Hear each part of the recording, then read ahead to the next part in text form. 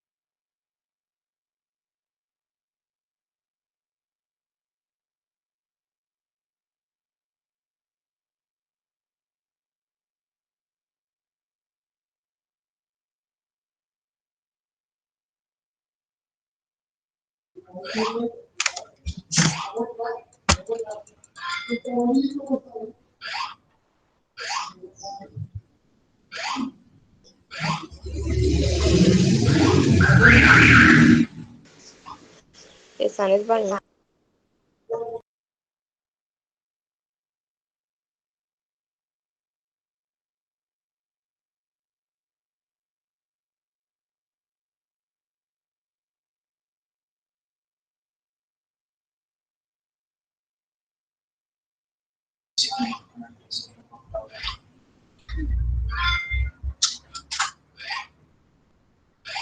Sí, señor, ¿en qué le puedo colaborar el día de hoy?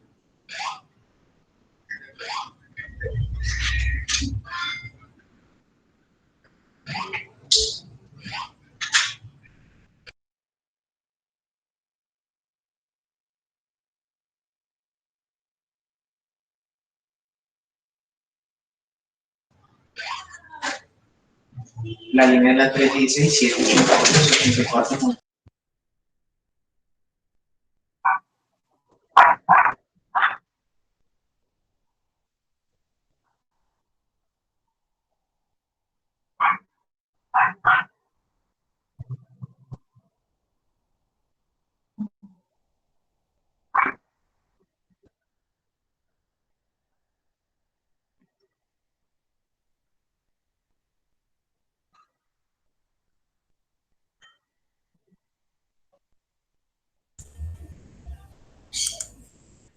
Bueno, muy buenos días para todos. Pues respetando el tiempo de cada uno de ustedes, vamos a dar inicio a este evento. En este momento iniciamos grabación. Muy buenos días para todos. Los estudiantes de tercer semestre del programa de enfermería de la Facultad de Ciencias de la Salud de la Universidad del Quindío les dan la bienvenida a esta conferencia académica, donde se abordará la temática tiroides, enemigo silencioso.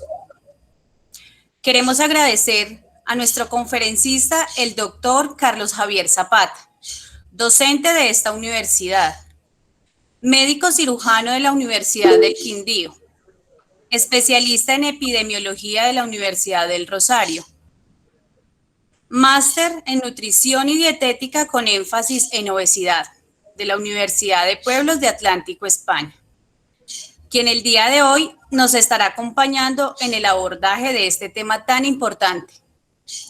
A nuestro docente, enfermero especialista, Camilo Ángel Díaz. Clases gratis. ¿Cómo obtener clases gratis de enfermería? Mira, esa es mi amiga. Gracias. A nuestro docente enfermero especialista, Camilo Ángel Díaz, por su apoyo y orientación. A nuestros compañeros de este programa de otros semestres y de otras universidades, como la del área andina, Universidad del área andina, asistentes de otros países, docentes y demás, bienvenidos todos. Este evento se da como preámbulo al lanzamiento de nuestra página web, nombrada Tiroides 911, diseñada para el cuidado y la prevención de enfermedades tiroideas. Para dar inicio, queremos solicitarles respetuosamente, si tienen preguntas, las escriben por el chat y al finalizar la conferencia se dará un espacio para resolverlas. Agradecemos, mantengan sus micrófonos apagados durante la conferencia. Doctor Zapata, bienvenido. La audiencia es toda suya. Bueno, listo. Bueno, muchísimas gracias a ustedes por la invitación. Muy buenos días para todos. Voy a intentar cuadrar un poquito mejor la cámara acá. Muy buenos días para todos. Para las personas que no me conocen, yo soy el doctor Carlos Javier Zapata Barreto, médico cirujano de la Universidad del Quindío, docente desde hace más de 10 años aquí en la universidad. Recibo hoy con muchísimo agrado la invitación que me hacen este grupo de estudiantes que pertenece también a un excelente grupo, ya se los he manifestado muchísimas veces, para que hablemos sobre un tema muy importante, no solamente en la consulta particular, sino en todo lo que estamos hablando de salud pública, ahorita ya que la salud pública se encuentra un poquito de moda con la pandemia de coronavirus que estamos viendo. Entonces, primero que todo, pues bienvenidos a todos acá. Veo que hay personas de otras universidades, veo que hay personas que incluso están afuera del país. Por ahí vi a mi amiga Edna, que está desde el Brasil. Un saludo también desde acá, al profe Camilo, que nos permitió este espacio dentro de su cátedra. Y bueno, el día de hoy entonces vamos a arrancar hablando un poquito acerca de la tiroides. Voy a apagar mi cámara, voy a compartir mi presentación. Vamos a intentar hacer una presentación lo más educativa posible, sin irnos de lo científico, pero hablándolo de una forma que sea fácil de entender. La fisiología de la glándula tiroides y la fisiopatología de esta glándula no es lo más sencillo del mundo, pero si nosotros logramos hacer un enfoque por medio del cual logremos identificar cuáles son las manifestaciones que nos podrían estar dando estas enfermedades, va a ser mucho más fácil para interactiva. Vamos a ver algunos dibujitos, yo hablo muy coloquialmente, entonces espero pues de que todos me puedan entender. Voy a entonces a empezar a compartir la presentación y ya enseguida ustedes me dirán que si la logramos ver. Regálenme un segundo y me dicen si la están viendo allí. Hola. Está acá, sí, doctor. Perfecto. Sí, ya, listo, perfecto. Bueno, empecemos entonces por este nombre que el grupo de estudiantes dio para esta conferencia acerca de la tiroides, un enemigo silencioso. Yo lo cambiaría un poquitico para entrar más en contexto a las enfermedades tiroideas, un enemigo silencioso. Porque resulta que obviamente pues la tiroides como tal es nuestro ministro de Economía. Nosotros debemos el metabolismo nuestro a todas las actividades que pueda realizar esta glándula tiroidea. Y pues lastimosamente las enfermedades tiroideas se encargan de eso, de generar alteraciones en el metabolismo y obviamente, como siempre lo hemos dicho y lo hemos dicho desde las clases de fisiología, el metabolismo es ese mecanismo por medio del cual nosotros podemos generar la energía y mantenernos vivos. Entonces, como tal, las enfermedades tiroideas, enemigo silencioso, vamos a empezar a revisarlas en este momento. Vamos a hacer una pequeña, a mí no me gustan las diapositivas como de leer mucho, entonces vamos a irnos más bien centrando en las ideas. Recordemos antes de todo que es una hormona. Resulta que una hormona es una sustancia química producida por un órgano o por parte de él, cuya función es la de regular la actividad de un tejido determinado. Entonces, cuando nosotros hablamos de hormonas, tenemos que ver que, número uno, tienen una regulación y número dos, tienen una función particular. La regulación, ¿quién no la hace? Normalmente la regulación de estas hormonas y de todas las hormonas del cuerpo se da por medio de un sistema que se llama el eje hipotálamo hipoficiario.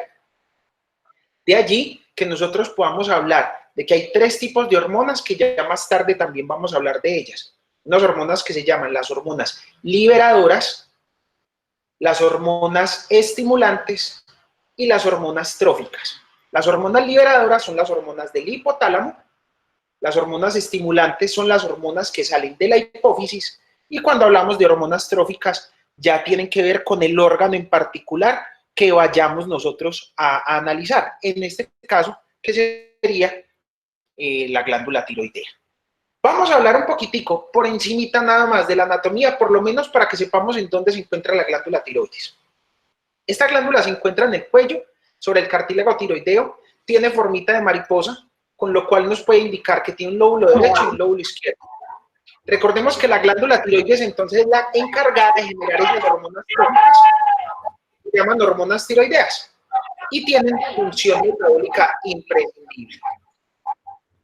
Vamos a hablar un poquitico también de la parte histológica. No nos vamos a extender mucho en la celularidad a nivel histológico, pero recordemos que si nosotros hiciéramos un corte microscópico de una glándula tiroidea, miraríamos que las células se forman en esta figurita que tenemos en pantalla, que se llaman los acinos. Esto significa un grupo de células que están reunidas, que tienen una base, que es la que se ve externa hacia la parte pues, de afuera del círculo, y un ápice o punta, que serían como donde encontramos esos bordecitos en cepillo, que se encuentran hacia adentro, y entre ellas vamos a tener un espacio. A ese espacio es donde vierten ellas sus secreciones o forman sus hormonas. En el caso de los acinos de la glándula tiroides, que son los que vemos allí, ellos tienen en el centro una sustancia llamada coloide. El coloide es un tipo de sustancia que tiene la característica de que no es capaz de difundirse por las membranas. Entonces siempre se va a encontrar allí, en el centro de esos acinos, y esta sustancia coloidal es la que permite que allí se vayan a formar entonces todas las hormonas tiroideas. ¿Quién me regula la tiroides? Recordemos que entonces tenemos tres órganos importantes y lo estábamos hablando ahorita, que forman algo que llamaremos el eje hipotálamo hipoficiario tiroideo, y tres tipos de hormonas: hormonas liberadoras, que son las del hipotálamo, hormonas estimulantes, que son de la hipófisis, y hormonas tróficas, que son de los órganos, en este caso la tiroides. Recordemos que el hipotálamo entonces se encarga de recibir señales que vienen del cuerpo que le indican que necesita generar metabolismo, sea metabolismo anabólico o catabólico. Recordemos que es el metabolismo porque es una palabra que todos utilizamos y muy pocas veces sabemos bien qué es. El metabolismo es el equilibrio que tiene el cuerpo a partir de dos funciones principales. Una función que se llama el anabolismo, que es la formación, y el catabolismo, que es la destrucción. Normalmente cuando nosotros, por ejemplo, hablamos de catabolismo, es cuando tomamos un insumo y lo volvemos en energía.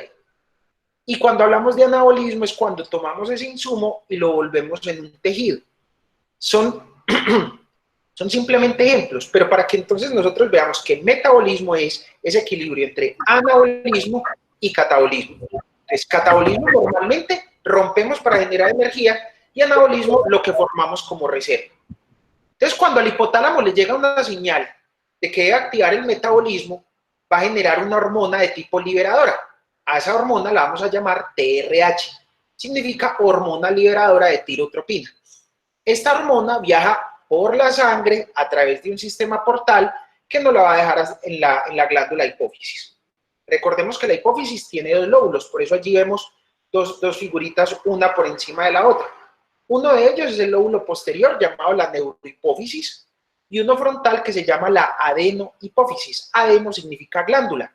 Desde aquí es de donde sale una hormona estimulante que la vamos a llamar hormona estimulante de la tiroides o TSH. Esta hormona, como su nombre lo indica, debe estimular entonces la glándula tiroides para que produzca las hormonas tróficas, que en este caso las vamos a llamar T3, triyodotironina, o T4, tetrayodotironina. Recordemos que cuando se produce la suficiente cantidad de T3, triyodotironina, y T4, tetrayodotironina, se da un proceso homeostático muy bonito que nosotros llamamos retroalimentación o feedback, que en este caso sería negativo. Negativo, ¿por qué? Si fuera positivo, indicaría que podría generar más hormonas. Negativo significa que ya tengo el número de hormonas o la cantidad de hormonas suficientes y que no las voy a necesitar más. Espero que recuerden muy bien los que ya han visto fisiología pues conmigo de esto. Y recordemos que esa T3 y la T4 por medio del feedback negativo le informan al hipotálamo que ya es suficiente y por ello deja de formar TRH. Si no forma TRH, no estimula la adenohipófisis. Si no estimula la adenohipófisis, ya no hay TSH y ella no va a activar la tiroides. Con ello vamos a frenar el proceso, regulamos el proceso y controlamos la formación de las hormonas tiroideas. Nunca se les vaya a olvidar esto. La tiroides es como un muchacho perezoso para levantarse. Piensen que la mamá se llama doña TSH y que ese muchacho perezoso es la tiroides. Si esa tiroides duerme normal, la mamá va a ir a despertarla con amor, la toca y esa hormona se despierta. O sea, el estímulo que hace la TSH debe ser un estímulo normal para que la tiroides actúe normal. Pero si esa tiroides es perezosa, lo más probable es que doña TSH tenga que ir a hacerle más intentos para que se despierte, o sea, necesita un poquito más de estímulo. Cuando mi glándula es perezosa, necesito más estímulo para intentar que ella trabaje de la manera por lo menos más compensada posible. También pasa que si ustedes son hiperactivos como es el jefe Camilo, como la jefe Edna, como la jefe Margarita, como soy yo, cuando llega la mamá de doña TSH, ustedes ya van a estar levantados, tendieron la cama, rezaron rosario, prepararon clase, hicieron el desayuno. Significa que ante una tiroides que está muy excitada, también necesitamos pocos estímulos. Entonces recuerden, si yo necesito estimular mucho la tiroides, mi TSH se aumenta. Si necesito estimular poco la tiroides, mi TSH debe estar disminuida. Esto va a ser bien importante cuando veamos ahora más tardecito la parte de diagnóstico para que entonces no lo vayamos a olvidar. Acá vamos a ver un dibujito que vamos a revisar en varias diapositivas. Es un dibujo pues muy tipo Picasso, pues ahí simplemente el gráfico es para que nosotros entendamos que hay tres jugadores gráficos claves en esta charla, óptimos para explicar la fisiología, que son el vaso sanguíneo, que el vaso sanguíneo tiene una figura importantísima porque lleva insumos y recoge productos, o sea, es el que va a nutrir la célula folicular y el que va a recibir los productos de esa célula folicular. Segundo actor, la célula folicular dentro de un acino, como lo vimos en la tercera diapositiva, que capta los productos y los lleva a la sustancia coloidal. Y la sustancia coloidal, que sería el tercer actor, junto con su espacio coloidal que recibe lo que viene de la célula folicular y le devuelve entonces ya producto, que en este caso serían las hormonas tiroideas. Entonces esto nos lleva a algo. Hay una ley que se llama la ley de la fisiología. La ley de la fisiología dice que hay un insumo, un proceso y un producto. Que un insumo tiene que pasar por un proceso para generar un producto. Y a la vez, ese producto se va a volver el insumo para otro proceso y para generar otro producto. La fisiología no se sale de esto. A veces uno cree que la fisiología es muy enredada. No, insumo, proceso, producto. Esta es la premisa básica de esta hermosa ciencia. Si nosotros logramos entender esto, vamos a mirar entonces que todo lo que se produce nos va a servir para el inicio de un proceso que vendrá posterior. Entonces ahora vamos a empezar a mirar, como ya hablamos de insumos, procesos y productos, entremos cuáles son los insumos que necesito yo para que mi glándula tiroidea empiece a funcionar bien.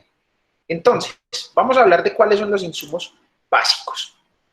Primer insumo, los aminoácidos. Me perdonan que aquí se me corrió la flechita, ya ahorita les voy a explicar. Primer insumo, los aminoácidos. Los aminoácidos son unas sustancias que son precursoras de proteínas que se dividen en dos grupos. La verdad se dividen en tres, pero vamos a hablar de la división más grande. Aminoácidos esenciales y aminoácidos no esenciales. Cuando nosotros hablamos de que un aminoácido es esencial, significa que nosotros no podemos producirlo dentro de nuestro cuerpo, sino que simplemente necesitamos consumirlo para lograr los niveles suficientes de ese aminoácido en el cuerpo. Son 9 a 10 aminoácidos esenciales, dependiendo de la clasificación que se vea. Vamos a hablar un poquito de ellos: la leucina, isoleucina, lisina, metionina, fenilalanina, treonina, triptófano y valina.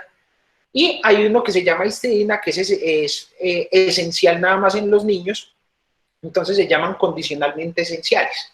Hay otros que se llaman los no esenciales, como la alanina, arginina, asparginina, ácido aspartico, cisteína, que son los que vemos en la parte derecha. ¿Y por qué se llaman no esenciales? Resulta que el cuerpo es capaz de generarlos a partir de glucosa o de aminoácidos esenciales.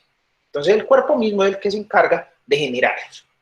Para esta actividad que estamos viendo de glándula tiroidea, debemos tener muy en cuenta un aminoácido conocido como fenilalanina, que vemos en la quinta línea de la lista de aminoácidos esenciales. Este es un aminoácido que proviene de alimentos ricos en proteínas, tanto animales como vegetales, entre ellos la carne, llámese pescado, pollo, cerdo, res, avestruz, la que ustedes quieran consumir, la leche, sus derivados como el queso, como el yogur, como el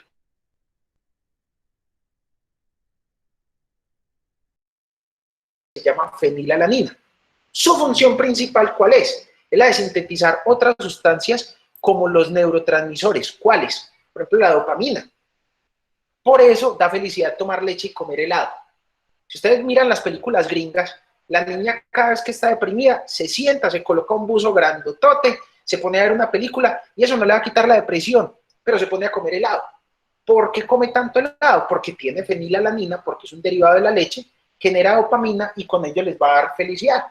Cuando ustedes estén achantados, vayan y comanse un helado y verá que por lo menos mejoran un poquitico su estado de ánimo. De esa dopamina se produce adrenalina y noradrenalina, que nos mantienen alerta, y finalmente también la fenilalanina produce un aminoácido no esencial, muy importante en este caso, que se llama la tirosina. Y esto lo hace ¿en qué sitio? Dentro de la célula folicular de la tiroides.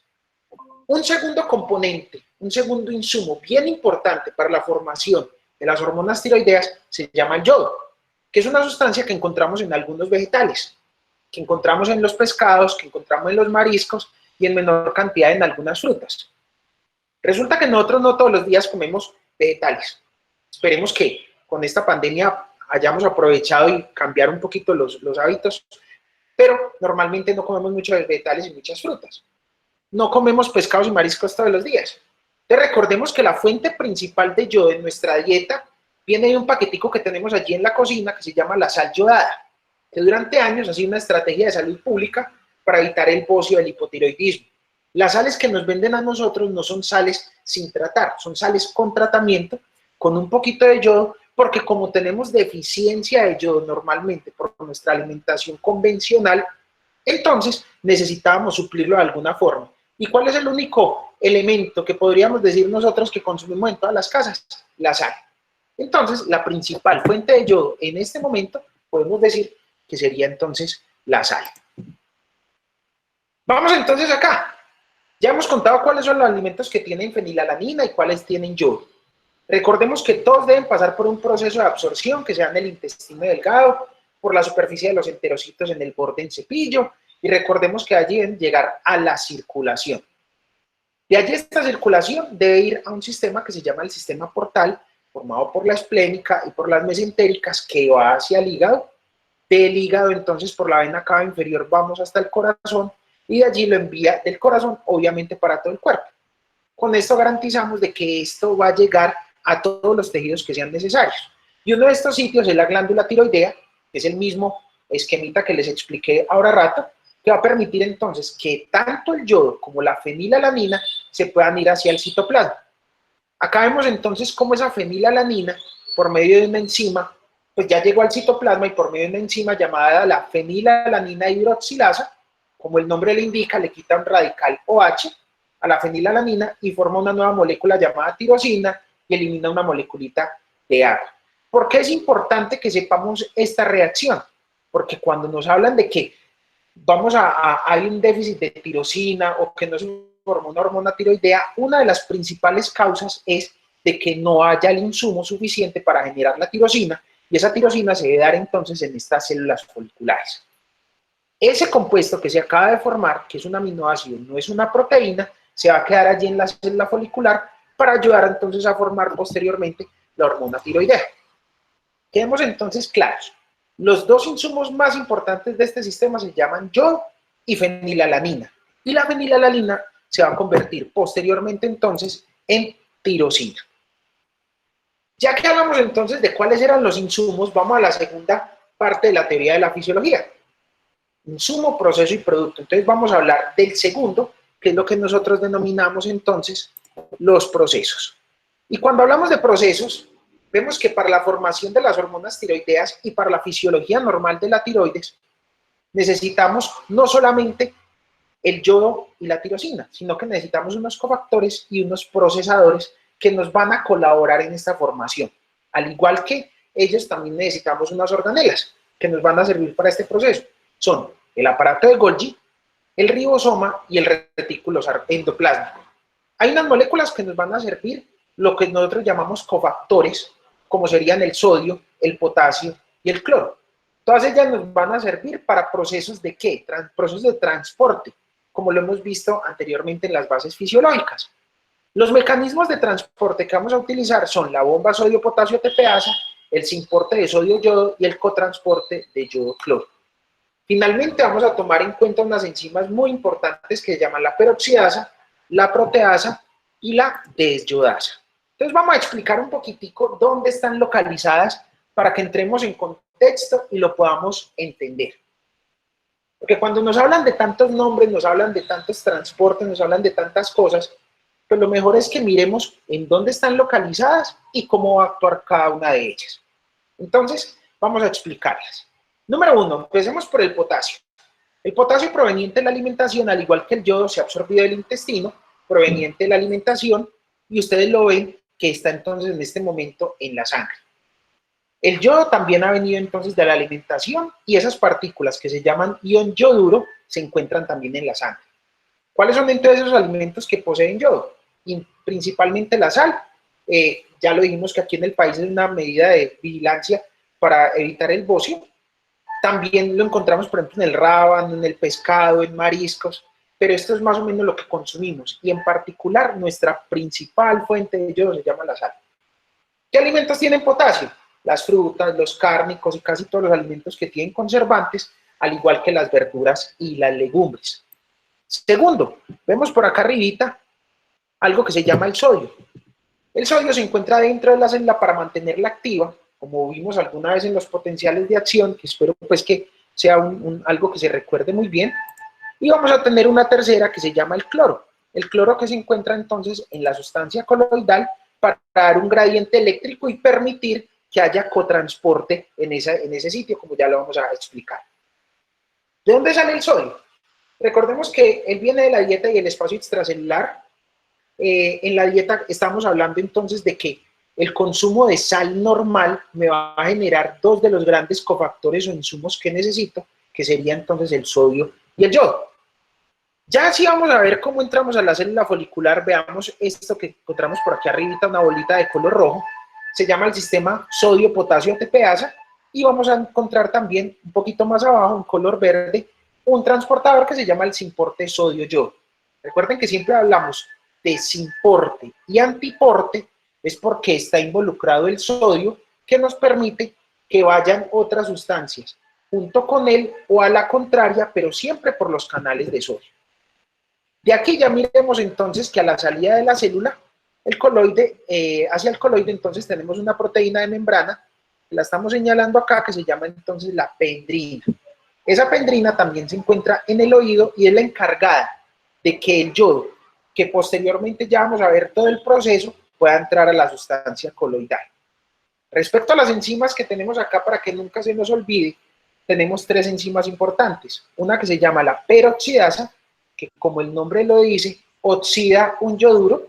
¿Qué es oxidar? Es quitarle alguna parte de sus moléculas, posiblemente un radical, y permitirle que tenga un enlace libre para después unirse a otras cosas. Y en la unión entre el coloide y la célula folicular tenemos dos proteínas, una denominada la desyodasa, que como el nombre lo indica, quita yodo, y la proteasa, que va a romper una proteína que vamos a generar acá, que se va a llamar la tiroglobulina, que la vamos a ver entonces en la gráfica siguiente. Entonces, para que ya entremos en el funcionamiento de esta glándula tiroidea, vamos a hablar de cuáles son los 10 pasos fisiológicos para la formación de las hormonas tiroideas. Y lo he dividido en dos etapas. Una fase que se llama la fase de los insumos, en donde está entrando el ion de yoduro y la tirosina, y otra que se llama la fase de los productos, en donde se va a dar el acoplamiento de estos dos insumos. Entonces vamos a leer cuáles son las fases. Fase número 1 se llama captación de yoduro, fase número 2 es el transporte de yodo al coloide, fase número 3 es la síntesis de la proteína transportadora que se llama la tiroglobulina, fase número 4 oxidación del yoduro, fase 5 iodación de la tirosina, y pasamos a las 5 de la fase de productos, que son el acoplamiento de las iodotirosinas, el almacenamiento de las hormonas, la pinocitosis, la desyodación y la difusión. Esto así no se entiende. Entonces, vamos a empezar a hacerlo de la mejor manera, que es de una manera bien gráfica. Entonces, vamos a dar acá el primer clic. ¿Cuál es el primer paso? El potasio que se encontraba entonces en el interior del vaso sanguíneo lo vamos a intercambiar por el sodio que se encontraba en la célula folicular para generar un gradiente eléctrico afuera de la célula. Entonces, el sodio sale y el potasio entra por medio de esa estructura que veíamos arriba, llamada la sodio-potasio ATPasa. Ya teniendo el sodio afuera, un amigo de él que se llama el yodo, que en este caso lo vamos a llamar el ion yoduro, que también se encuentra en el vaso sanguíneo, aprovecha y entra a la célula por medio del simporte de sodio. O sea, se abren los canales de sodio, entra el sodio por ahí y agarradito de la mano se va el ion yoduro. No estamos ni siquiera gastando energía. Quedaría entonces adentro, ¿quiénes? El potasio, el sodio y el yodo, que en este momento, entonces recordemos, no nos va a olvidar, el nombre es el yoduro. A este primer paso, entonces, es lo que nosotros llamamos la captación de yoduro. Vamos al segundo paso. El yodo se va desde el citoplasma hasta la membrana de la célula folicular, que da hacia el final de la cima, o sea, donde está la sustancia coloidal, y por medio de la proteína que teníamos allí, llamada pendrina, se realiza un cotransporte de cloro. ¿Qué es un cotransporte de cloro?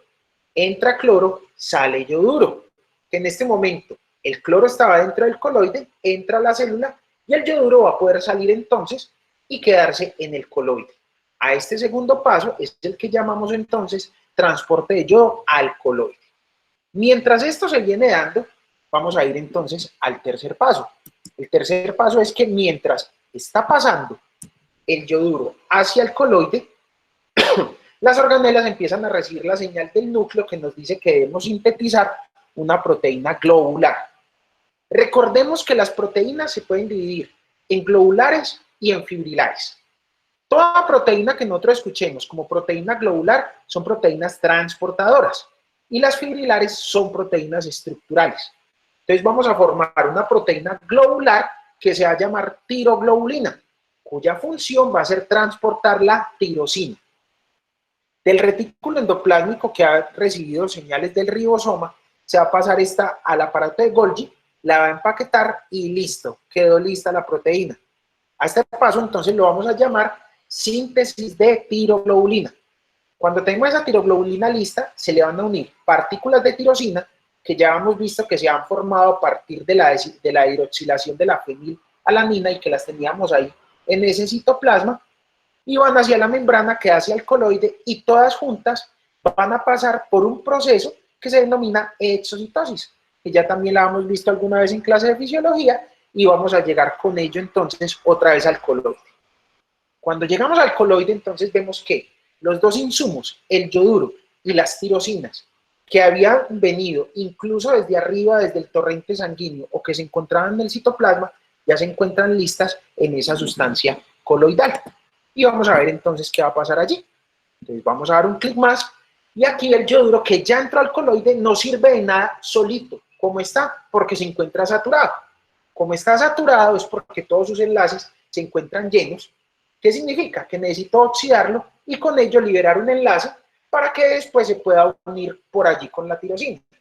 Esto lo hago por medio de esta enzima que se llama la TPO o peroxidasa de tirosina, que se encarga de quitarle un hidrógeno y dejarlo libre para que pueda entonces unirse a la tirosina. Entonces ese ion yoduro ya me queda simplemente como yodo y va a ser mucho más fácil que se una a esa tirosina que acaba de entrar otra vez ahí al coloide. Vamos entonces ahora al paso número 5. El paso número 5, las moléculas de tirosina que estaban transportadas por esa tiroglobulina se encargan entonces de atraer las moléculas de yodo que salieron de la oxidación del yoduro, y se va a dar lo siguiente. Pónganle pues cuidado. Si a una tirosina se le une un solo yodo, la vamos a llamar monotirosina. Si se le unen dos moléculas, se le va a llamar diyodotirosina. A la monotirosina, mono porque tiene una sola molécula de yodo, la vamos a llamar T1. Y esta es una de las precursoras de la hormona tiroidea. Y a la tirosina que se le unieron dos yodos, la vamos a llamar T2 o diyodotirosina, ¿cierto? A este paso lo vamos a llamar entonces el paso de la yodación de las tirosinas para la formación de T1 y T2, que son los precursores de las hormonas tiroideas. Si vamos así paso a paso, podemos de pronto entender un poquitico más. Vamos al siguiente paso, que sería el paso número 6. A este paso lo vamos a llamar acoplamiento de las tirosinas. Hay dos posibles combinaciones que se pueden dar, nada más esas dos. O yo uno una T1 que tiene un solo yodo con una T2 que tiene dos yodos, o una T2 con otra T2. Si unimos una T1 que tiene un yodo y una T2 que tiene dos yodos, vamos a tener una estructura de ¿cuántos yodos? De 3 yodos. Debido a eso, entonces la vamos a llamar tri, porque tiene 3, yodo, porque tiene yodo, y tirosina, porque la vamos a unir a una de las moléculas de tirosina. Y con esta forma, y de esta forma, generamos entonces la primera hormona tiroidea, que se llama la T3 triyodotirosina. ¿Cómo se formó? Entonces, acoplamiento de una T1 con una T2, y de allí se unieron a una tirosina y formamos la triyodotirosina, que es la principal hormona tiroidea. Si nosotros unimos la segunda combinación, que vimos que eran 2 T2, vamos a tener 4 yodos y la vamos a llamar tetra, que significa 4, yodo porque tiene yodo, y la unimos a la tirosina, entonces se llama tetrayodotirosina, que es la segunda hormona tiroidea. En este paso, entonces, paso número 6, acoplamiento de las tirosinas, vamos a formar las hormonas tiroideas activas. ¿Cuáles son entonces esas dos hormonas? La T3, triyodotironina, que es la más activa, y la T4, tetrayodotironina, que es la que conocemos comercialmente para los tratamientos como levotiroxina. Ahora vamos entonces al paso número 7. Paso número 7, pensemos algo. ¿Qué hacemos con las hormonas? Si ya están bonitas y están activas, pero están en el coloide y las necesitamos en la sangre, ni siquiera en el citoplasma. Entonces viene este paso número 7 que vamos a llamar almacenamiento de tiroglobulina en el coloide. ¿En dónde? Vean que ya teníamos las tirosinas que se habían zafado de la tiroglobulina. Se unieron al acoplamiento de tirosinas como T1, T2, T3 y T4, y en este paso número 7 se vuelven a unir entonces con la tiroglobulina, y para no dejarla entonces ahí solita. Esa tiroglobulina es una enzima transportadora, y ese transporte entonces vean que nos van a llevar la T1 con un yodo, la T2 tiene con 2 yodos, y la T3 y la T4 formadas a partir de T1 y de T2. Ya la octava función que tenemos acá, o el octavo paso, recordemos que necesitamos entrar del coloide hacia la célula, pero son muchas las moléculas de tiroglobulina que tenemos allí. O sea, tenemos tiroglobulina, tenemos T1, tenemos T2, tenemos T3, tenemos T4, o sea, tenemos una gran cantidad de moléculas que quieren entrar. ¿Cuál es la forma más fácil que yo lo puedo hacer para que ellas me puedan pasar entonces al citoplasma? Fácil. Las envuelvo en una membrana, las vuelvo como una burbujita y genero algo que también hemos visto en fisiología que se llama la pinocitosis, que es el proceso de endocitosis, pero utilizando entonces estas membranitas para poder agrupar todo lo que se encontraba disperso que necesitábamos meter entonces a la célula. En ese momento, cuando nosotros metimos la tiroglobulina con la T1, T2, T3 y T4, recordemos que allí se encontraban dos enzimas, una llamada la proteasa y otra que se llamaba la desyodasa. Hemos dicho que la proteasa hace lisis de proteínas. La T1 no es proteína, la T2 no es proteína, la T3 no es proteína, la T4 no es proteína. La única que es proteína es la tiroglobulina. Entonces la proteasa, en el momento en el que por pinocitosis entra la tiroglobulina cargada con todas estas moléculas, rompe la tiroglobulina y entonces lo que va a hacer es liberarme en el citoplasma la T1, la T2, la T3 y la T4. Entonces, por eso este paso lo vamos a llamar paso a la célula y lisis de tiroglobulina. Ya vamos al paso número 9, para que casi terminemos con esta parte fisiológica. Las moléculas de T1 y de T2 no son activas, son simplemente prehormonas, no son hormonas propias. Así que están formadas ¿de qué? De yodo y de tirosina. ¿Qué es lo más fácil? ¿Volverlas T3 y T4? No, tendríamos que mandarla al coloide. Lo más fácil es volverlas a reciclar. Así que las destruimos, formando de nuevo tirosina y de nuevo yoduro. ¿Por medio de quién la hacemos? De la desyodasa. Si se llama desyodasa es porque le va a quitar yodo. ¿A quién? A la tirosina. Y este paso, entonces va a ser el paso número 9, se va a llamar desyodación. Este paso es supremamente importante. ¿Por qué es tan importante? Acabamos de decir que los insumos de fenilalanina y de yodo, pues la fenilalanina no hay tanto problema, pero vean que el yodo no somos nosotros como tan constantes en consumirlo. Con este proceso de la desyodación de la T1 y de la T2, nos vamos a garantizar que siempre vamos a tener yodo, por lo menos hay una reservita dentro del citoplasma, para que en el caso tal de que no lo consumamos, tengamos ahí con qué volver a generar nuevas hormonas tiroideas. Y de ahí ya pasamos al paso número 10, que lo único que debemos hacer ahora es llevar la T3 y la T4 desde la célula del torrente sanguíneo, y en este caso pensemos, viene del coloide. Allá en el coloide la situación es medio lipídica. Significa que entonces muy fácilmente se va a difundir por la membrana, lo vamos a poder pasar por esa difusión, mecanismo de difusión de la membrana al vaso sanguíneo y la regamos entonces en la circulación. Paso número 10, entonces lo vamos a llamar difusión a la sangre. Posteriormente vamos a ver los mecanismos fisiopatológicos y nos vamos a centrar de nuevo en esta gráfica para que observemos entonces cómo se puede dar o cómo no se puede dar la enfermedad tiroidea si vencemos algunos de estos pasos. Ya finalmente vamos a hablar de los insumos, ya hablamos de los insumos, hablamos de los procesos, ahora vamos a hablar de los productos. Entonces, sigamos con el producto. ¿Cómo se llamaban los productos que teníamos? El primero se llamaba T3, triyodotironina, y el segundo se llamaba tetrayodotironina. Entonces, ¿cuál es la función de las hormonas tiroideas? Esa función de las hormonas tiroideas es la de regular el metabolismo, pero no se da en la sangre, sino que tiene que llegar a las células, porque las células tienen unos receptores en sus núcleos que captan una de estas dos hormonas, que se llama la hormona T3. Al captarla se van a producir proteínas importantes para el metabolismo. Así que la principal función de las hormonas tiroideas, lo volvemos a decir, es el control, manejo y regulación del metabolismo, hacia lo anabólico o hacia lo catabólico según las necesidades. Entonces, ya teniendo las hormonas tiroideas dentro de la circulación, hay dos formas de que puedan moverse. Una se llama la forma libre, entonces ellas pueden andar por la sangre sin ningún problema, pero ocurre que ellas van a estar simplemente a la deriva. La segunda ya es teniendo en cuenta que si quieren entrar a la célula y hacerlo de una forma un poquito más organizada, pueden tomar un bucecito, que ese bucecito es el que encontramos allí que se llama TBP. ¿Qué significa TBP?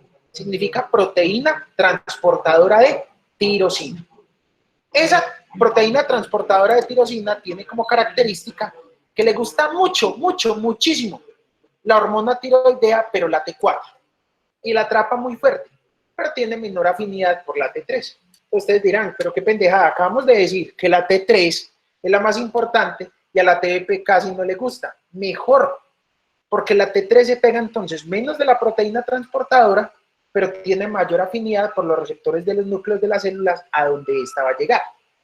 Esto es lo que hace la T3 más importante, porque si puede pegarse el núcleo mientras T4 no, entonces la hace la principal reguladora del metabolismo. Si la TBP estuviera tan tragada, tan enamorada de la T3, no la soltaba, y lo que necesitamos es que la suelte para que sea el núcleo el que no la vaya a soltar posteriormente y generar entonces lo que necesitamos. Esto es importante entonces porque si la hormona es T3, significa que ella es la que va a actuar en la célula, y cuando llega a la célula, llega a sus receptores en el núcleo, allí se le va a dar la orden a ese núcleo de que genere una proteína. Este núcleo codifica la proteína por medio del ARN mensajero, la pasa al ribosoma, de allí la empaqueta en el aparato de Golgi y vamos a formar dos tipos de proteínas. Proteínas que van a ser anabólicas o proteínas que van a ser catabólicas. Recordemos algo, a menor cantidad de hormona tiroidea, mis proteínas que va a generar en la célula van a tender más al anabolismo, o sea, a captar más para almacenar más por si necesita energía posteriormente. Y a mayor cantidad de hormona T3, lo que va a tener es un impulso mayor hacia el catabolismo. Siempre se deben formar entonces una cantidad de hormonas que mantengan ese metabolismo, o sea, el equilibrio entre anabolismo y catabolismo, dependiendo de cada una de las actividades que nosotros queramos atender. Si nosotros estamos, por ejemplo, en una vida muy activa, por ejemplo, estudiando o haciendo deporte o trabajando, formamos un poco más de T3 para mantener energía por el catabolismo, porque nos necesitamos estar moviendo. Mientras que, por ejemplo, en los meses de invierno en países fríos, formamos menos hormona T3 para atender al anabolismo y por ello menos energía gastamos y más acumulamos. Entonces, no es que siempre se tenga que mantener anabolismo y catabolismo 50-50, sino que para cada una de las actividades que necesitamos, la hormona tiroidea T3 va a generar más o menos proteínas anabólicas o más o menos proteínas catabólicas. La vida media, o sea, el tiempo que demora la T3 en la sangre para disminuir el 50% de su cantidad o de su concentración plasmática es más o menos de 18 horas. Eso significa que tenemos 18 horas hasta 24 horas para actuar sobre ese núcleo. El tiempo de vida media de la T4 es de 7 días. ¿Por qué es importante saber esto? Esto significa que si se acaba la T3, por alguna razón, podemos echar mano de la T4 porque siempre la vamos a tener o libre o ligada a la proteína transportadora. Entonces, en el caso de necesidad, esa proteína transportadora o la T4 libre se puede soltar hacia la célula, pero tiene un problema, tiene 4 yodos. Ya hemos dicho que en el núcleo sus receptores son afines a la triyodotironina, que solamente tiene 3 yodos. Así que en el momento de entrar a la célula, la vuelve a tomar una enzima similar a la que la ayudaba a formar anteriormente, llamada desyodasa, parecida entonces a esta de la célula folicular, y le va a quitar un yodo. Si yo le quito un yodo, adivine con cuántos quedan. Quedan con 3 yodos y por eso la vamos a llamar de ahí en adelante otra vez T3. Entonces, ¿la importancia cuál es? La hormona tiroidea T3 y T4, la T3 tiene mayor afinidad por el núcleo, la T4 por la proteína transportadora. La T3 actúa, pero cuando disminuye, la T4 la puede suplir simplemente por un proceso que vamos a llamar entonces desyodación. ¿Cuáles son entonces esos efectos que va a generar esa hormona tiroidea adentro del cuerpo? Entonces podemos resumir entonces en este grafiquito que debemos tener un equilibrio entre anabolismo y catabolismo generado por las hormonas tiroideas. Al nivel metabólico, estas se encargan de que se absorba, número uno, más glucosa. Si absorbo más glucosa, aumenta el metabolismo de los carbohidratos hacia la glucólisis anaeróbica y al ciclo de Krebs que tanto les gusta, y por tanto vamos a tener más energía. Si aumentamos la lipólisis, que también la vemos ahí, vamos a aumentar los ácidos grasos que van a generar energía por el ciclo de la beta-oxidación, mejoramos las lipoproteínas hepáticas y por ende bajamos el colesterol. Lo coloco en rojo, pero no significa que sea malo, sino que al revés, una buena síntesis de hormonas tiroideas disminuye la cantidad de colesterol circulante porque lo puedo transportar por medio de lipoproteínas. Usamos más cofactores metabólicos como las vitaminas. Con esto aumentamos el metabolismo entre un 60 al 100%. Por ello, entonces veamos que todas las acciones de las hormonas hasta este momento, comparte a lo del metabolismo, tienen actividad catabólica. En respuesta a ello, respiramos más rápido, nos late el corazón más rápido y con un poquito más de fuerza, ¿para qué? Para mantener el oxígeno de los ciclos de Krebs y de la beta-oxidación, porque estamos generando buena cantidad de energía. Por el contrario, también tenemos una funcioncita anabólica que es la que vemos abajo. La función es anabólica en el músculo porque permite que con un buen balance de hormonas tiroideas las proteínas se unan al músculo. Permite entonces mantener el tamaño y el volumen de ese músculo. Permite que se sinteticen hormonas del sueño, como la melatonina, y finalmente permite que hayan hormonas sexuales trabajando en el hombre y en la mujer para mantener los caracteres sexuales, la maduración y la función sexual. Así que entonces vemos acá que hay un equilibrio entre catabolismo y anabolismo. Catabolismo en donde estamos generando mucha energía, pero anabolismo en donde estamos manteniendo algunas funciones, generando nuevas estructuras como lo son el músculo, como lo son mantener bien las cubiertas de mielina en los nervios y la formación de hormonas sexuales. Entonces vamos a ir un poquito más allá.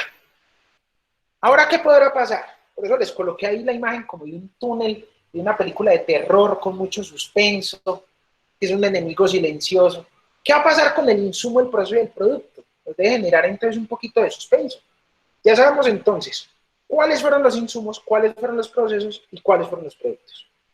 Y a la vez que vimos los productos que se volvieron insumos, pasaron por un proceso en el núcleo celular, se formaron nuevos productos. Por eso vimos que la ley de la fisiología siguió avanzando.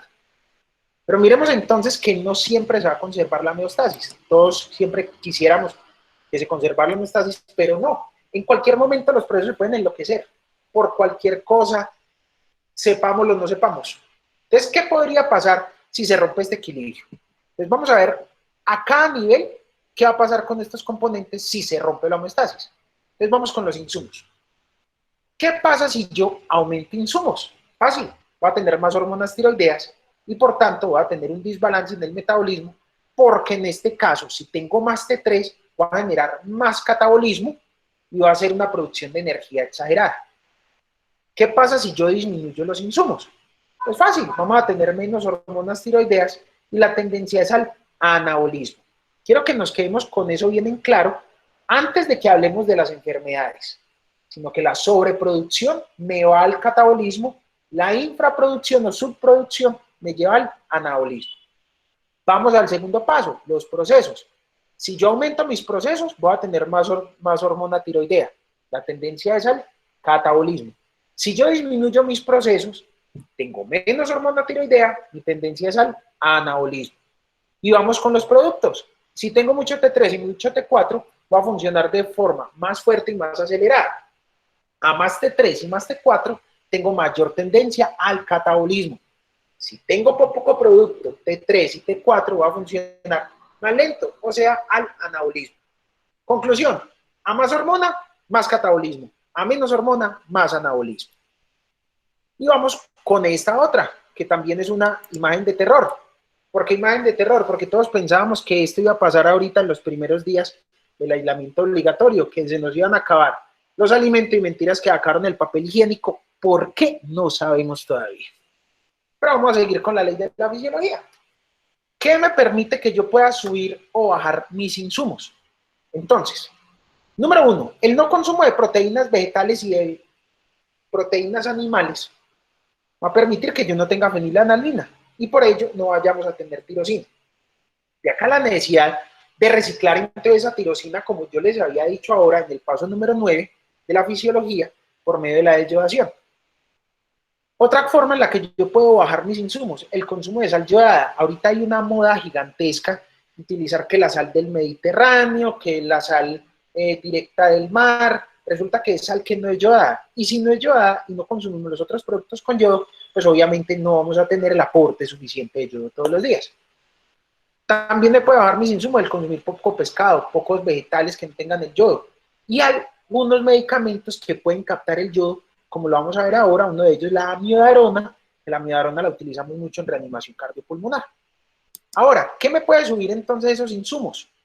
Recordemos que si comemos mucha sal yodada o cualquier tipo de sal, vamos a aumentar el yodo, pero también vamos a aumentar la tensión arterial. Entonces la recomendación es ¿cuál?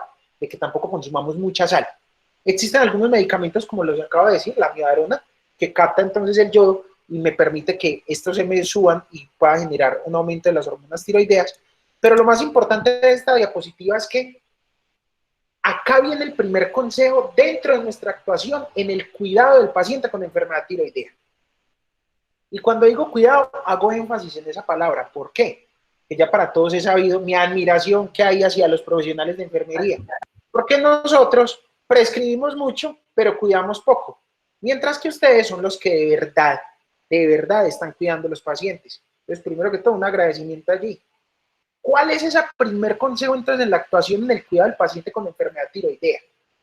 Y eso que no hemos hablado todavía ni de hipo ni de hiper, ni hemos dicho palabras de esas. Primer paso es mantener una alimentación sana.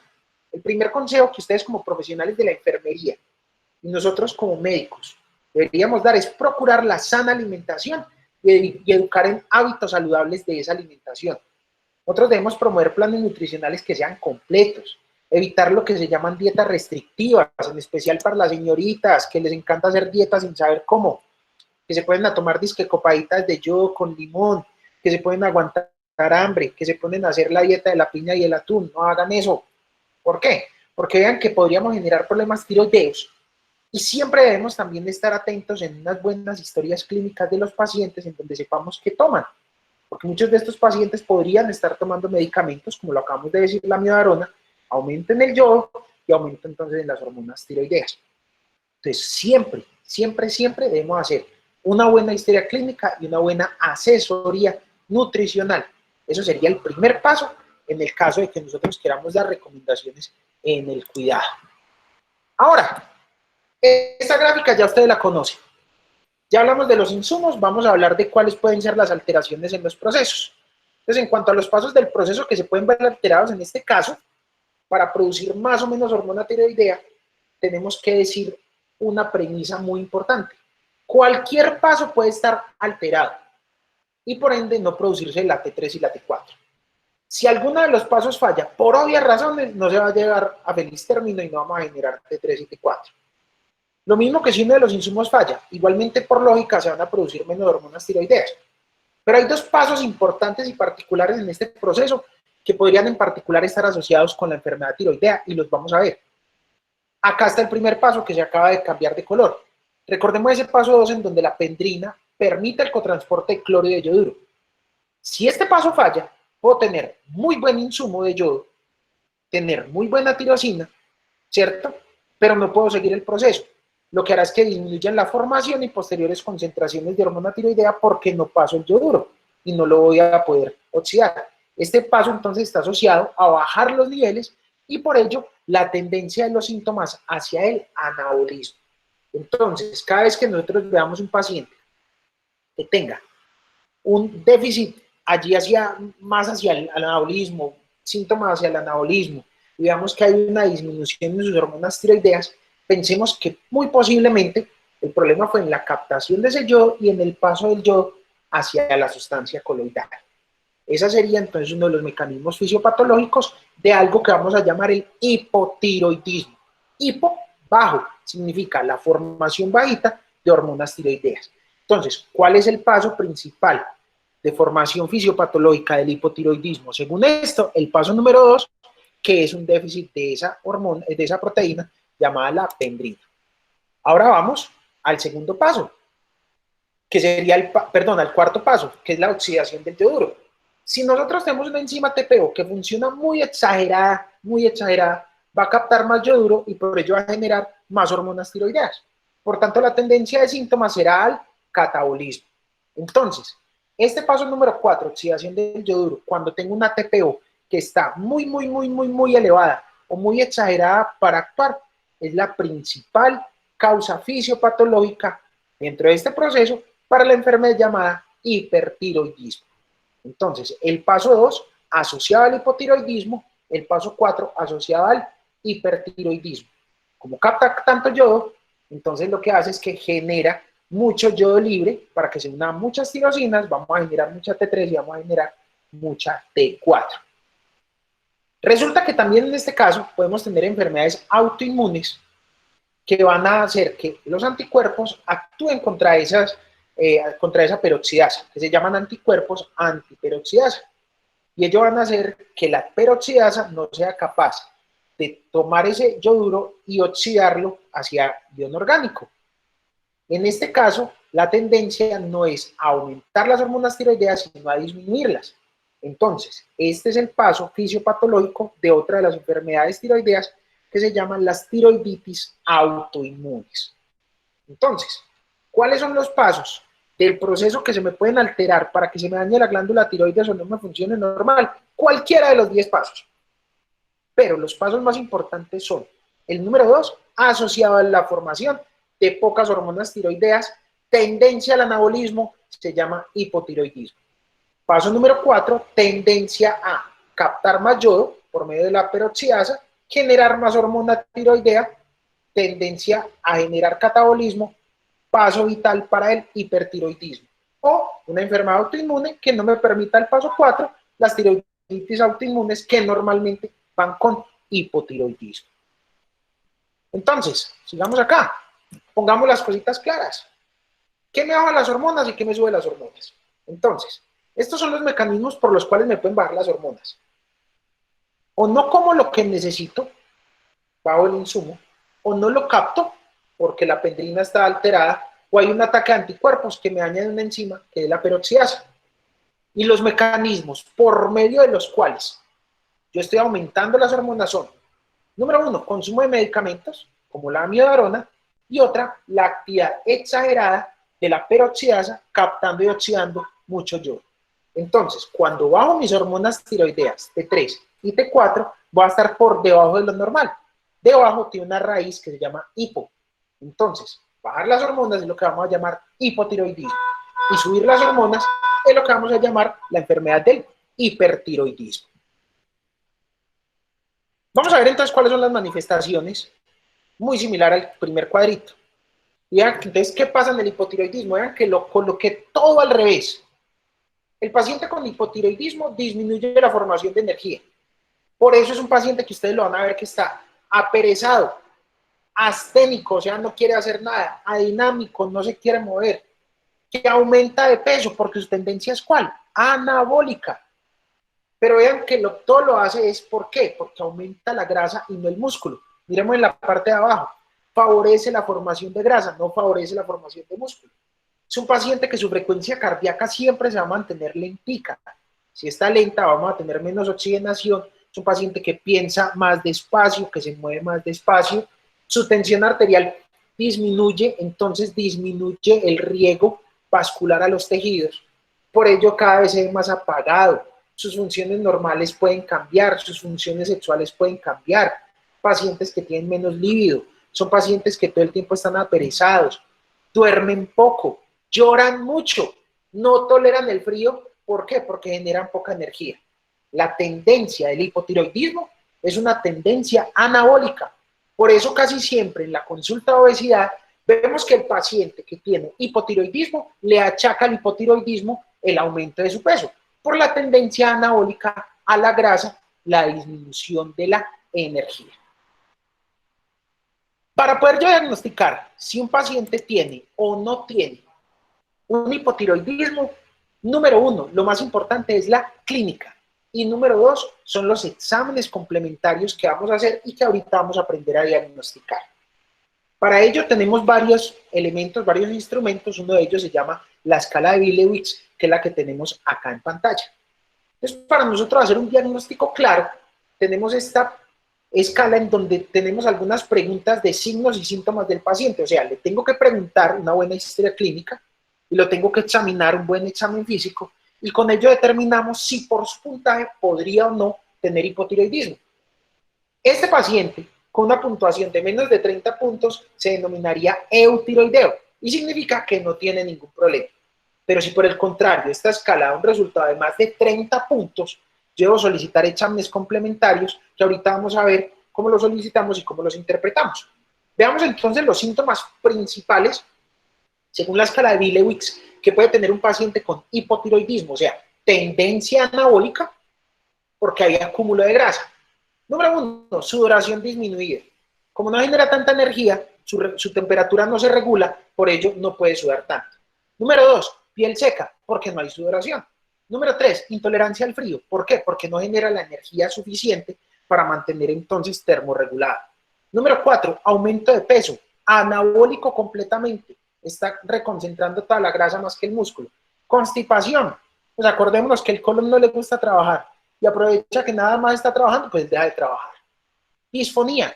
Disfonía, ¿por qué? Si yo tengo mi glándula tiroides perezosa, lo primero que va a intentar hacer el cuerpo es aumentar el tamaño para ver si con el aumento del tamaño puedo generar más trabajo. Es como si yo tuviera un edificio, le aumento el número de oficinas para ver si le puedo meter más gente a trabajar allí. Entonces, esto va a generar sobre la laringe una compresión y me puede dar disfonía. Parestesias y sordera es porque no hay una regulación en el sistema nervioso. Movimientos lentos, falta de energía, piel fría, lo hemos dicho arriba por la sudoración disminuida y la piel seca, piel engrosada porque necesita empezar a cuidarse ya que no hay sudoración, tumefacción periorbitaria, los ojos empiezan a verse abotagados, disminución de la frecuencia cardíaca y retardo en la relación de los reflejos, en especial el aquiliano.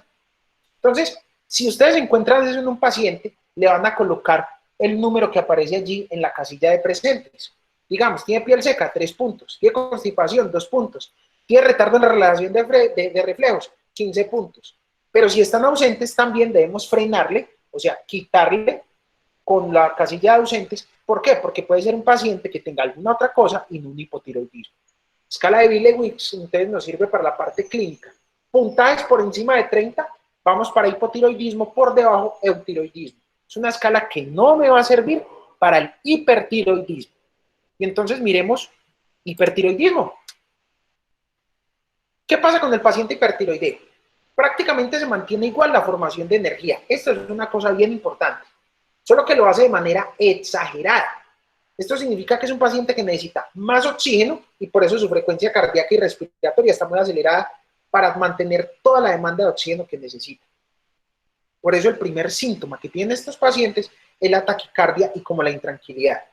Vean un paciente hipertiroideo y está todo el día, se para, se sienta, está ansioso, hace una cosa, hace la otra, porque tiene tanta formación de energía y tiene tanta taquicardia que tiene sus niveles de oxígeno y de energía al tope y él es capaz de funcionar y de funcionar. Como estamos generando tanta energía, necesita también mantener con muchos insumos, así que este paciente tiende a bajar de peso. ¿Por qué? Miremos en la parte de abajo, hay catabolismo muscular. Tiende a acabar su propio músculo para formar energía. Como no logra bajar su frecuencia cardíaca ni controlar el sueño, es un paciente que no duerme y además mantiene con temblorcito fino en las manos. Vean que este paciente es completamente catabólico y lo único que hace es buscar medios para mantener la energía a tope, lo cual tampoco es tan bueno. Uno diría, mucha energía, muy chévere, no. Hay momentos en el día en el que necesitamos más energía, pero imaginen ustedes 24 horas con energía, o sea, con energía desbordante. Entonces, es un paciente catabólico, es un paciente que mantiene taquicárdico, es un paciente que pierde peso y masa muscular y tiene algunas otras manifestaciones. Manifestaciones bien importantes que vamos a ver, por ejemplo, aquí en esta gráfica.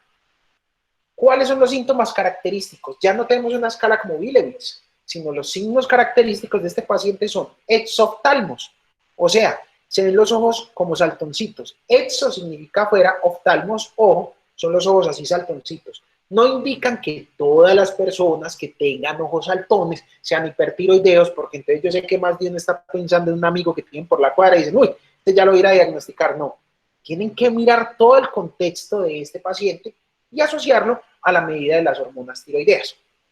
Entonces, tenemos acá paciente exoftálmico con taquicardia, temblor fino y pérdida de peso. O sea, un paciente completamente catabólico. Ahora, vamos a mirar algo que les gusta a muchos. ¿Cómo vamos a hacer el diagnóstico? Vamos a revisar entonces cómo podemos hacer el diagnóstico de un paciente que tenga ese problema tiroideo. Entonces, hasta acá prendemos y digamos algo. La tiroides no es como tal el enemigo silencioso, sino las enfermedades tiroideas, ya que vimos que el metabolismo no está manejando esto en un contexto global y el metabolismo es bueno, pero la alteración, subida o bajada de las hormonas tiroideas son las que me está permitiendo entonces que no se pueda generar la homeostasis, y a ello es a lo que vamos. Entonces, ya dijimos cómo estaba el insumo, el proceso y el producto, vamos a ver cómo lo diagnosticamos. Y en esta diapositiva, recuerden que yo les dije que no se olvidaran de un ejemplo del niño y la mamá, de cómo tenía que despertar el niño y la mamá. Entonces, recordemos el cuento de esa primera diapositiva donde vamos a hacerlo con ustedes. Sus mamás son la TSH y ustedes son la hormona tiroidea. Y se tienen que levantar a hacer T3 y a hacer T4. Entonces, para el diagnóstico vamos a utilizar dos cosas muy importantes que las vemos ahí, que las vamos a empezar a ver aquí en pantalla. Entonces, regálenme un segundito, yo conecto mi computador y seguimos.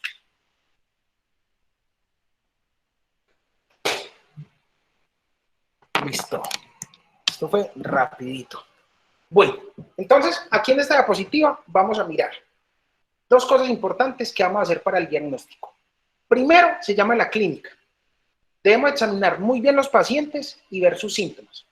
Según lo que vimos ahorita, según la escala de Biblewitz, o según entonces los signos clínicos que vimos en el hipertiroidismo, y segundo entonces los exámenes paraclínicos. Los exámenes paraclínicos que vamos a utilizar, facilitos, ¿son cuáles? La hormona estimulante de la tiroides, que recordemos que era hipofisiaria, lo que hace es decirle a la hormona tiroidea que se mueva. Y segundo, la T4 libre. Recordemos que los valores de TSH normales son 0.4 a 4.1 unidades internacionales por litro y 5.4 a 11 nanogramos decilitro son los de la T4. ¿Por qué vamos a utilizar T4 si dijimos que la T3 era la más importante?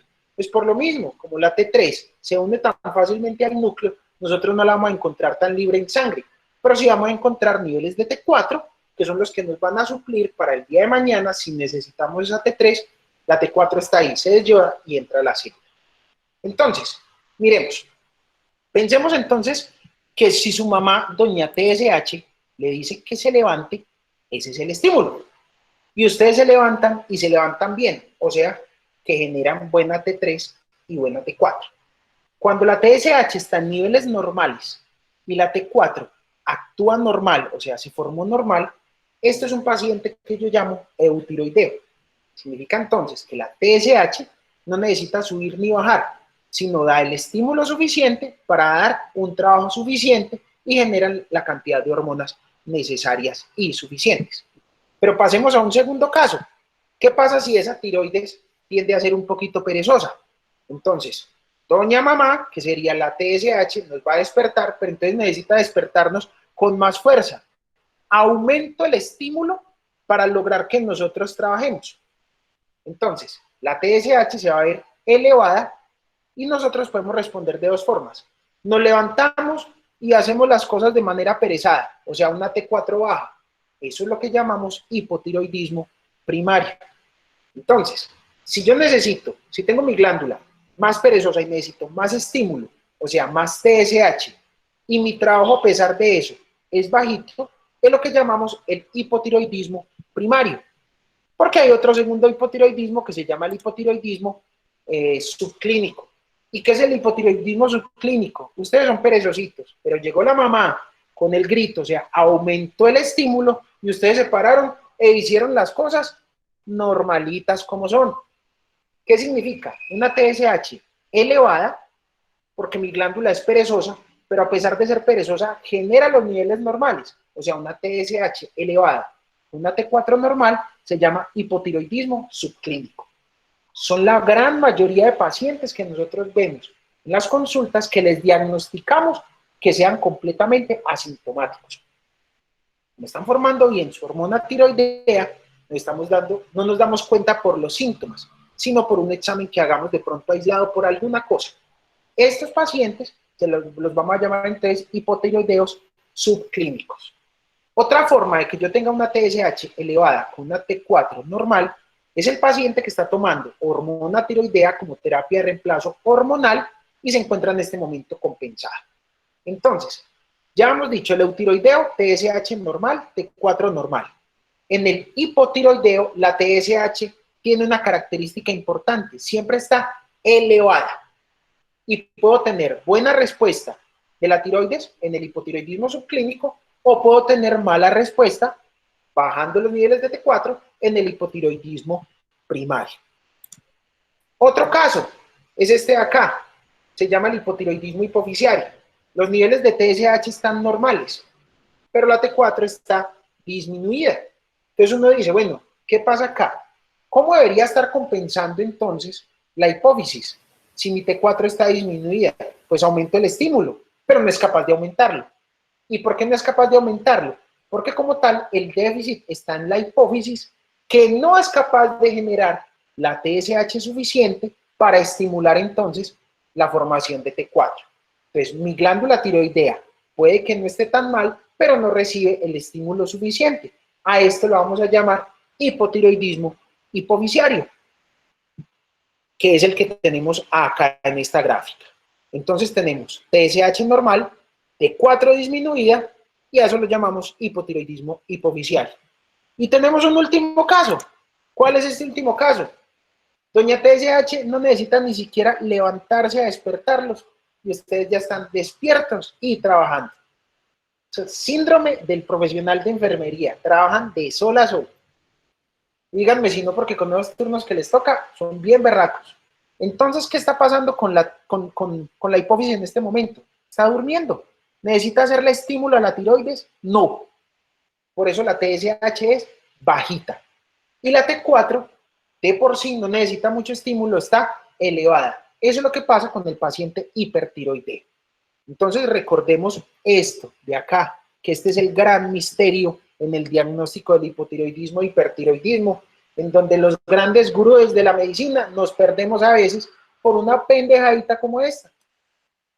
Si ustedes ven una TSH elevada o una T4 disminuida, siempre sospechen que hay un hipotiroidismo. Cada vez que ustedes vean la TSH elevada, la tiroides está respondiendo de la manera al contrario. Esta bajita es un hipotiroidismo. Significa que yo necesito mucho estímulo para trabajar, o sea que mi glándula está trabajando mal. Si yo encuentro mi TSH baja, ¿es por qué? Porque las T4 entonces no necesitan tanto estímulo y ese es el hipertiroidismo. Y el tercer tip, miremos nada más la parte de la TSH. El problema es al contrario de cómo se ve. Si la TSH está elevada, es porque la formación de hormonas tiroideas está al contrario, bajita. Y si mi TSH está bajita, es porque mis hormonas tiroideas están al revés, completamente elevadas. Y ahora vamos entonces, ya casi para rematar, vamos a esto que vamos a llamar el tratamiento, que el tratamiento puede ser diferente dependiendo del tipo de enfermedad, si es hipotiroidismo o hipertiroidismo. Entonces vamos a hablar aquí un poquitico acerca de ese tratamiento. Para el hipotiroidismo, lo más importante no es descubrir si fue el paso 2 o el paso 4 de la fisiopatología, sino mantener las hormonas en sus niveles normales. ¿Por qué? Porque posiblemente yo no pueda hacer un trasplante de pendrina a nivel de la célula folicular en cada uno de los pacientes que tenga esto. No, si esa proteinita está dañada, ya está dañada. Pero yo, ¿qué es lo que necesito? Que se me formen buenas cantidades de hormona tiroidea.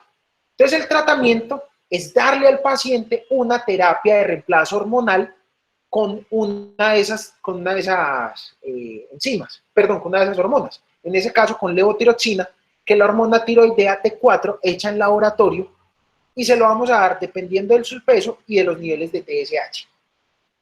¿Por qué damos tiroxina y no damos triiodotironina T3? Porque recordemos que la T3 tiene muy buena afinidad por el núcleo, entonces si nosotros la damos se nos acaba de una. Si nosotros damos tiroxina, podemos mantener concentraciones durante mucho tiempo para que cada vez que el cuerpo necesite pequeñas cantidades de hormona tiroidea, tenga de dónde echarle mano. La levotiroxina es la misma T4, pero hecha en laboratorio. Y depende entonces del peso y de los niveles de TSH. Si yo tengo una TSH por encima de 4, pero menor a 10, y mi paciente no tiene síntomas, es un paciente que por algo él está subiendo, pero que no va a necesitar ningún tratamiento. Porque el tratamiento debe ser hacia los síntomas. Cuando aparecen los síntomas anabólicos o catabólicos, es cuando yo debo dar el reemplazo hormonal. Y si mi TSH está por encima de 4 y menor a 10, pero mi paciente está sintomático, voy a empezar a hacer el tratamiento, que mi tratamiento sería colocarlo de 2 a 4 picogramos por kilogramo al día de hormona tiroidea llamada levotiroxina. Entonces, ahora vámonos hacia la otra parte, hacia el hipertiroidismo. ¿Qué va a pasar con el hipertiroidismo? Resulta que en el hipertiroidismo sí es bien importante recordar que el paso número 4, que era la oxidación del yoduro, es donde se venía dando el problema fisiopatológico que iba a generar el hipertiroidismo. Entonces, yo lo que necesito hacer es bloquear esa enzima. A diferencia de la pendrina, que ya estaba bloqueada y que no sé cómo activarla, si yo tengo una enzima que está muy activa, yo sí la puedo inactivar. Esa enzima se llama entonces la peroxidasa, evita que se oxide más yoduro y lo hago por medio de 2 medicamentos, propiltiouracilo y otro que se llama tiamazol. Esos medicamentos ni siquiera se recomiendan que sean de uso del médico general, a no ser de que sean en controles, sino que debe ser tratamiento, obviamente, por el especialista, que sería en este caso el endocrinólogo. En el hipertiroidismo, entonces, la sintomatología, ¿cómo la vamos a disminuir? Número 1, bloqueando el paso número 4, enzima peroxidasa, que es la que me está generando los problemas, y número 2, trato los síntomas. El síntoma más maluco que tienen estos pacientes no es el exoftálmos. El síntoma más maluco es la taquicardia y el temblor fino. Y para ello utilizamos un medicamento que muchos conocen, algunos lo toman antes de los exámenes, que no está recomendado, pero bueno, ya lo han hecho, se llama propanolol, que es un medicamento que lo que hace es que actúa sobre los agonistas beta y lo que hace es que disminuye entonces la frecuencia cardíaca. Entonces el tratamiento es, en el hipotiroidismo, suplencia de hormona tiroidea y en el hipertiroidismo el bloqueo de la peroxidasa con el tratamiento de los síntomas.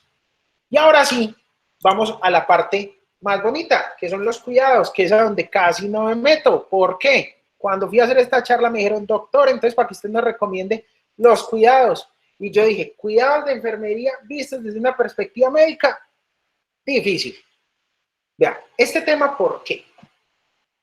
Y aquí es donde yo les expreso el respeto más grande, de nuevo, al personal de enfermería, tanto los profesionales como los auxiliares, los técnicos, todos. Porque nosotros como médicos somos, tristemente, inexpertos en la parte del cuidado. A algunos nos ha gustado ir, ver el paciente, cuidarlo, que la curación, que la herida, que cómo es que se baña, que cómo es que se carga, todas estas cosas, porque por ejemplo a mí siempre me ha gustado, pero no es la formación que tristemente nos dan a nosotros y es la gran ventaja que tiene el profesional de enfermería. Siempre lo he dicho, los profesionales de enfermería nos llevan años luz de ventaja, porque ustedes sí saben cómo deben cuidar a los pacientes. Entonces, de todas formas, también parte de lo que hice en esta charla acerca de la fisiopatología es porque nosotros necesitamos no solamente al profesional de enfermería que se involucre en el cuidado, sino que qué rico que se pudiera involucrar también en algunos momentos, y es lo que estamos intentando hacer cada vez que van ustedes a una rotación clínica, que se metan un poquito más también con el diagnóstico. A veces nosotros como médicos, a quienes delegan la responsabilidad del diagnóstico, fallamos, pero si ustedes tienen buenos conocimientos fisiopatológicos, como lo que acabamos de ver acá, nos pueden también echar la mano y decir, oiga, venga, yo creo que puede ser tal cosa. Y créanme que lo vamos a recibir con mucho agrado.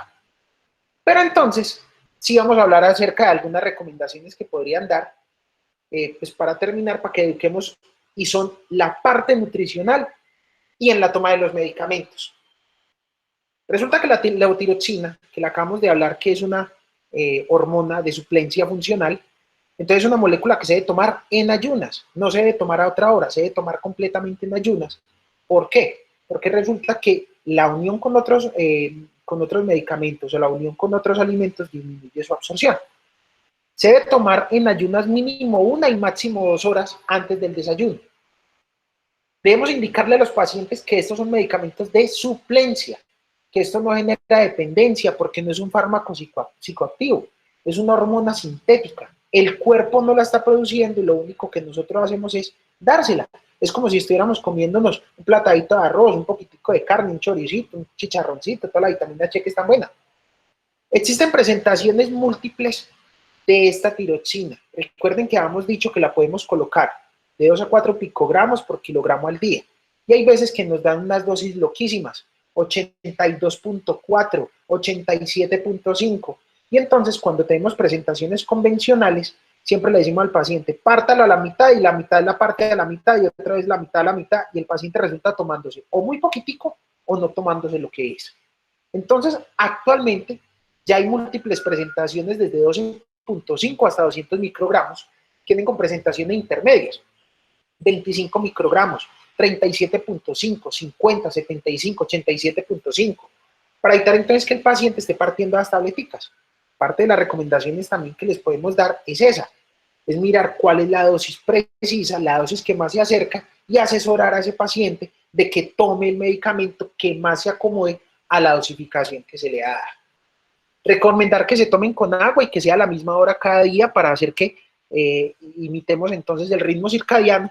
Y finalmente, recordemos que no se me puede ir la parte nutricional, el consumo de una dieta compensada, una dieta completa, evitar hacer planes nutricionales que no sabemos hacer, evitar consumir muchas cantidades de yodo, evitar consumir muchas cantidades de sal y obviamente es simplemente mantener una nutrición balanceada con buenas frutas, con buenos vegetales, con buenos productos cárnicos si no somos vegetarianos, pero que los podemos suplir con buena proteína vegetal. Ya finalmente me voy a tomar 10 segunditos para que terminemos, darles una recomendación. Primero, los agradecimientos por haberme dado esta hora larguita de poder venir a expresar de una manera muy somera el funcionamiento de la glándula tiroidea y de las enfermedades silenciosas como el hipotiroidismo, el hipertiroidismo, que en último tampoco se han vuelto tan silenciosas, porque ya con el diagnóstico que tenemos actualmente y con la preparación que podemos tener, podemos diagnosticarlas más fácil, pero sí quiero hacer hincapié en esta última grafiquita que están acá. Muchachos, por favor, si no tienen a qué salir, en este momento no salgan. Como epidemiólogo se los digo, estamos esperando en este momento, ni siquiera vamos a la mitad del posible primer pico que vamos a tener por enfermedad del COVID-19 y la gente está desbocada en este momento en las calles. Parte de la formación que nosotros tenemos como médicos, como profesionales en enfermería, recuerden que es la educación. Y si de acá de esta charla no aprendieron nada de tiroides, pero por lo menos aprendieron a que le debemos decir a los vecinos o a los papás o a los hermanos o incluso a nosotros mismos que a veces somos indisciplinados, que si no tenemos que salir de casa, creo que me doy por bien servido. Recuerden que el aislamiento social es lo único que nos va a permitir en este momento que disminuyamos los contagios. Si disminuimos los contagios, disminuimos la letalidad. Si disminuimos la letalidad, vamos a tener más familias felices, porque hasta que no llega una familia, no se sabe de verdad que las bromitas que hacemos del COVID y todo eso son ciertas. Entonces, muchachos, Dios me los bendiga, dejamos micrófonos abiertos y muchísimas gracias. Doctor Zapata, como siempre, un privilegio y un gusto escucharlo y aprender de usted todos estos conocimientos tan maravillosos. Tenemos como felicitaciones en el chat, donde, por ejemplo, Luis Alfredo Rojas dice, excelente presentación, muy didáctica, muchas gracias por la conferencia, muy buena la conferencia, una conferencia muy interesante, muchas gracias, doctor, muy interesante, ya que soy paciente de presentar hipotiroidismo, muchas gracias, doctor. Las felicitaciones son, como siempre, muchas, doctor, para usted. Queremos hacer un saludo especial a la decana de la Facultad de Ciencias Humanas, a la jefe Edna. Tenemos aprendices de auxiliar de enfermería del SENA.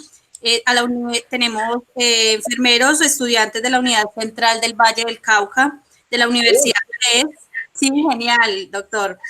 Tenemos compañeros de la Fundación Universitaria del Área Andina, de la Corporación Universitaria Alexander von Humboldt. O sea, es una gran cantidad pues, que se han unido hoy y nos han recibido esta invitación tan calurosa que les hemos hecho. Entonces, no sé si alguno tendrá alguna pregunta para el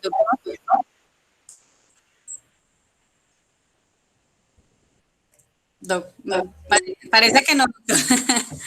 Parece que quedó claro, eso es lo importante. Eso, listo, doctor. Pues de todas formas, a nombre del programa de enfermería de la Facultad de Ciencias de la Salud de la Universidad del Quindío, queremos darle un agradecimiento especial a nuestro docente enfermero especialista Camilo Ángel Díaz, a usted, doctor Carlos Javier Zapata, por su excelente conferencia. Además, agradecerle a todos su valiosa asistencia. Esperamos que haya sido de su agrado, que hayamos todos podido aprender un poco más de este tema tan importante y además pues con esta temática, con su didáctica que siempre es tan beneficiosa para todos nosotros. Los invitamos a que visiten nuestra página web. Pueden seguirnos en Instagram como Tiroides911 y en Facebook como Tu Tiroides También Importa. Pues les agradecemos infinitamente, muchas bendiciones. Esperamos en algún momento volvernos a encontrar, doctor. Mariana, una pregunta chiquitita. Señora. Hola, una pregunta chiquitita. Mi doc, en la tiroiditis de Hashimoto, cuando está asintomático el paciente, ¿qué hacer? ¿Qué expectativas tener